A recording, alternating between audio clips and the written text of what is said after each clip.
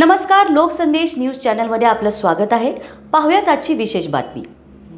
आज सांगली शहर जिल्हा राष्ट्रवादी शरदचंद्र पवार पक्षाच्या वतीनं घरपट्टी करवाढीबाबत माननीय आयुक्त शुभम गुप्ता यांना निवेदन देण्यात आलं।